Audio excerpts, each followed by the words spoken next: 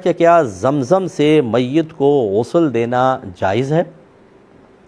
دیکھیں، ادب ایسا نہیں ہے، ادب کے خلاف ہے کہ آپ یہ پانی، پاکیزہ پانی جنابت اتارنے کے اندر استعمال کریں، کیونکہ جب انسان فوت ہوتا ہے تو فوراً اس پہ جنابت طاری ہو جاتی ہے، اس پہ غسل گویا کہ واجب ہو گیا۔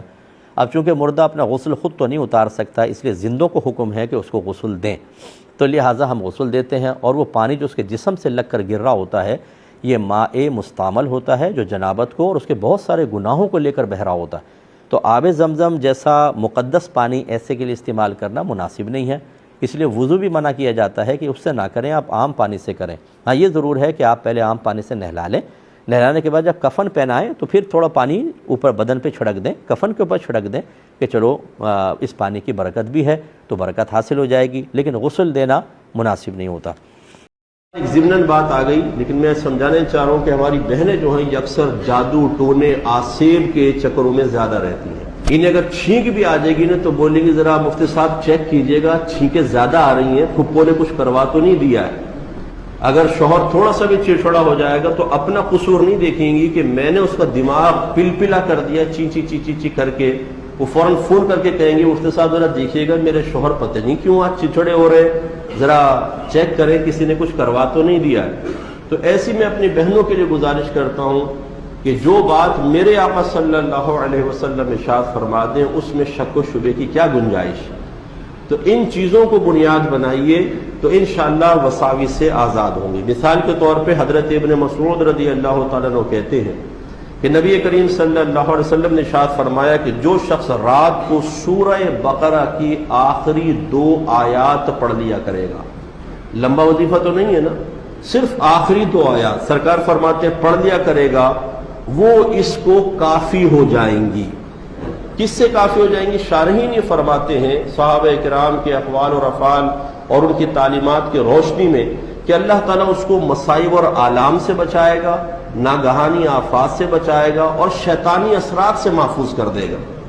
یہ جو بعض اوقات عاملین کہتے ہیں نا کہ آپ پہ اثرات ہیں، اثرات کا مطلب ہوتا ہے جنات۔ ایک کافر جنات ہوتے ہیں جو مسلمان کو تنگ کرتے ہیں، اس کو یہ اپنے ٹرم میں یوں یوز کرتے ہیں کہ یہ آپ پر عمل اور اثرات ہیں۔ عمل سے مراد کے لیے جادو ٹونا تعویذات ہوتے ہیں، اور اثرات سے مراد جنات کی مداخلت بیجا کی طرف اشارہ ہوتا ہے۔ میرے آقا صلی اللہ علیہ وسلم نے واضح فرما دیا، تو یہ بہنیں اپنے پلے میں باندھ لیں کہ روزانہ رات کو سونے سے پہلے اگر سورہ بقرہ کی آخری 2 آیات پڑھ لیں گی، انشاءاللہ نہ کوئی تعویذ اثر کرے گا کہ تمام مصائب و آلام سے محفوظ، اور نہ شیطانی اثرات آپ کے اوپر مسلط ہوں گے۔ انشاءاللہ اللہ تعالیٰ اس قسم کے اثرات کو بھی دور فرما دے۔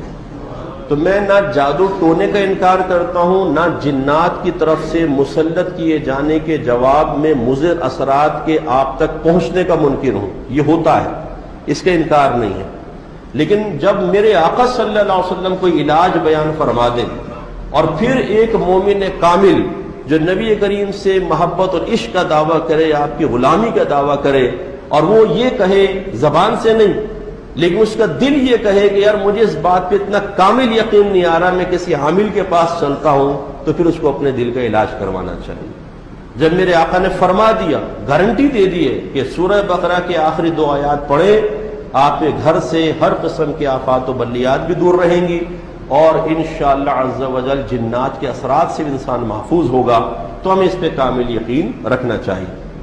بسم اللہ الرحمن الرحیم۔ یہ کسی نے پوچھا تھا کہ کسی نے کہا ہے کہ جنت البقیع دنیا کا واحد قبرستان ہے جہاں عذاب الہی نازل نہیں ہوتا بلکہ صرف رحمتوں کا نزول ہوتا ہے، اور یہاں دفن شدہ ہر شخص بخشا جائے گا، کیونکہ ایمان کی حالت میں مدینے میں موت آنا بھی بخشش کی علامت ہے۔ کیا یہ بات صحیح ہے؟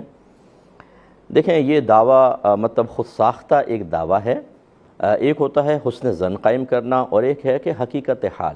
حقیقت حال تو یہ ہے کہ جنت البقیع کے اندر نبی کریم صلی اللہ علیہ وسلم کے زمانہ اقدس کے منافقین بھی دفن کیے گئے ہیں، اور وہ منافق تھے جو منافقین اعتقادیہ تھے، کہ جو نبی کریم کو دل سے نبی تسلیم نہیں کرتے تھے، اور وہ مطلب صرف ظاہری طور پہ کلمہ پڑھتے تھے، تو کیا ان کے اوپر رحمتیں نازل ہوں گی؟ لازم بات ہے کہ ان کو تو عذابات قبر ہوں گے۔ تو اس لیے یہ کہنا کہ جنت البقیع میں جو بھی مدفون ہوگا اس پہ عذاب الہی نازل نہیں ہوگا، وہ کیوں؟ دوسری بات ہے کہ کیوں نہیں ہوگا؟ اگر وہ کہتے ہیں کہ اس میں صحابہ کرام مدفون ہیں تو پھر اس کی تخصیص کیا، جنت المعلا کے بارے میں آپ نے کیوں نہیں کہا کہ مکہ کے اندر جو جنت المعلا ہے اس میں بی بی خدیجہ الکبریٰ رضی اللہ تعالی عنہا جو سب امت کی والدہ ہیں وہ مدفون ہیں، تو وہاں پر پھر یہ حکم کیوں نہیں لگایا آپ نے؟ واحد اس کو کیوں کہا؟ اور اب بھی بہت سے ایسے ہوں گے جو منافقین، جو بد مذہب قسم کے لوگ اگر وہاں مدفون ہو جاتے ہیں، جیسے جس کا وہاں انتقال ہوتا ہے، جنازہ پڑھایا وہیں دفن کر دیا، تو کیا آپ یہ گمان کرتے ہیں کہ اس کے بارے میں بھی ایسا ہی ہوگا؟ تو اس لیے اس قسم کے یہ حسن ظن تو ہے آپ کا کہ بھئی وہ مبارک قبرستان ہے، لیکن جو شخص بد اعتقادی میں مبتلا ہے یا بالکل ہی مرتد ہو گیا یا دیگر معاملات، اس کے لیے وہاں کیوں عذاب قبر نہیں ہوگا، یہ مسئلہ ہے۔ ہاں بعض اہل کشف پر یہ ظاہر ہوا کہ انہوں نے دیکھا کہ اگر وہاں کوئی منافق وغیرہ دفنا دیا گیا تو اس کی قبر کو منتقل کر دیا جاتا ہے کہیں اور، لیکن یہ اہل کشف کا کشف ہے جو شرعی طور پر حجت نہیں ہوتا۔ باقی یہ ضرور ہے کہ نبی کریم صلی اللہ علیہ وسلم نے ارشاد فرمایا کہ جس سے ہو سکے وہ مدینے میں مرے، کیونکہ جو مدینے میں فوت ہوگا میں بروز قیامت اس کی شفاعت کروں گا۔ تو لہٰذا اتنی بات آپ کی درست ہے کہ جو حالت ایمان میں مدینے میں مر جاتا ہے، وہ چاہے جنت البقیع میں دفن ہو، وہ چاہے کہیں پر بھی دفن ہو، نبی کریم صلی اللہ علیہ وسلم اس کی شفاعت فرمائیں گے۔ تو خلاصہ کلام یہ ہوا کہ اس طرح کا دعویٰ بغیر کسی شرعی دلیل کے کرنا مناسب نہیں۔ عقلی دلائل میں نے آپ کی خدمت میں ذکر کی ہے۔ باقی جنت البقیع بڑا مبارک قبرستان ہے، وہاں پر دفن کی سعادت حاصل ہو جانا بہت بڑی سعادت کی بات ہے، لیکن کسی مرتد کے لیے نہیں، کسی منافق کے لیے نہیں، کسی بدعقیدہ کے لیے نہیں۔ اگر وہاں دفن ہو بھی گیا اس کو وہیں پر عذاب شروع ہو جائے گا۔ لہٰذا یہ مطلقاً ایک اس طرح کا دعویٰ کرنا یہ محتاج دلیل ہے۔ کوئی دلیل لے آئے تو ٹھیک ہے، لے کر آ جائے، لیکن مجھے نہیں لگتا کہ وہ دلیل لا سکے گا۔ کہ ہم جو گھر میں جانور پالتے ہیں ان کی کیا شرعی حیثیت ہے؟ دیکھیں، پہلی چیز تو یہ کہ ایسا وحشی جانور پکڑ لینا، اس کو پنجرے میں ڈال دینا یا بند کر دینا کہ جو انسان کے پاس مانوس ہی نہیں ہوتا اور گمان ہے آپ کا کہ تڑپ تڑپ کے مر ہی جائے گا، اس کو آپ بالکل نہیں رکھ سکتے۔ جیسے کوا ہے، اگر کوے کو آپ پکڑ کے رکھ لیں، اگر بہت چھوٹا بچہ ہو تو شاید وہ مانوس ہو جائے، شاید، ورنہ عمومی طور پر کوے کو اللہ نے ایسے ہی بنایا کہ یہ پنجرے کی قید برداشت ہی نہیں کرتا، اڑتا رہے گا حتیٰ کہ زخمی ہو کے مر جائے گا۔ تو فرض کر لیں کوئی بھی ایسا جانور آپ نے کہ وہ پنجرے کی قید کو قبول نہیں کر رہا، اڑ رہا ہے، ٹکرا رہا ہے اور وہ مرنے کی کوشش کر رہا ہے، اور تو جتنی اس کو اذیت ہوتی رہے گی آپ گناہ گار ہوں گے، اور اگر وہ مر گیا تو مزید گناہ گار ہوں گے، اور خوف ہے کہ آخرت میں کہیں اسی طرح ہمارے ساتھ معاملہ نہ ہو جائے۔ تو ایسے وحشی جانوروں کو تو پال ہی نہیں سکتے۔ دوسرا یہ ہوتا ہے کہ کیج برڈز ہوتے ہیں بعض اوقات جو پنجرے میں رہنے کے عادی ہوتے ہیں، جیسے آسٹریلین طوطے ہیں یا گرین پیرٹ ہوتے ہیں اور لبڑ وغیرہ ہوتے ہیں، یعنی طوطوں کی اقسام، چڑیوں کی اقسام، یہ آپ جانور گھر میں رکھ سکتے ہیں۔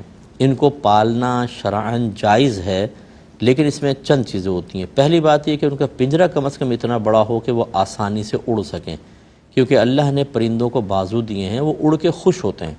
آزمانا چاہیں تو آپ دیکھیں کہ پہلے آپ یہ جو بجری طوطے وغیرہ ہوتے ہیں ان کو چھوٹے سے پنجرے میں رکھ دیں کہ اڑنے کی جگہ ہی نہیں ہے، یہ اداس سے بیٹھے ہوں گے اور بالکل بیچارے ایسے تھوڑا بہت وہ جالی میں چپکے گا پھر آ جائے گا، لیکن ان کو بڑی جگہ چاہیے۔ اور آپ تھوڑا بڑے پنجرے میں ڈال دیں، پھر ان کی شوخیاں دیکھیں آپ کے کیسے اڑتے ہیں، اتنے خوش ہو جاتے ہیں، اور ان کی چہچہاہٹ سے آپ ان کی قلبی خوشی کا اندازہ کر سکتے ہیں۔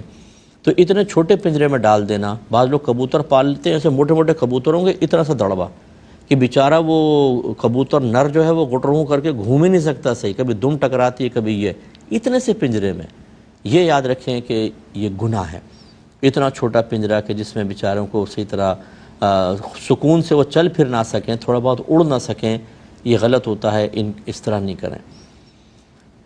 اب اگر آپ نے بڑے پنجرے کے اندر رکھا ہے اور جانور خوش ہے، اس کے لیے اسپیس آپ نے دیا ہے، اس کے بعد اگلی چیز ہوتی ہے اس کے دانہ پانی کا خیال رکھنا۔ رحمت کونین صلی اللہ علیہ وسلم ارشاد فرماتے ہیں کہ جب تم جانور کو پالو تو دن میں 70 بار اس کو دانہ پانی دکھاؤ۔ اچھا، 70 بار سے مراد گن کے 70 دفعہ نہیں ہے، بلکہ مراد یہ ہے کہ بکثرت دکھاؤ، یعنی وہ بھوکا نہ رہے، پیاسا نہ رہے۔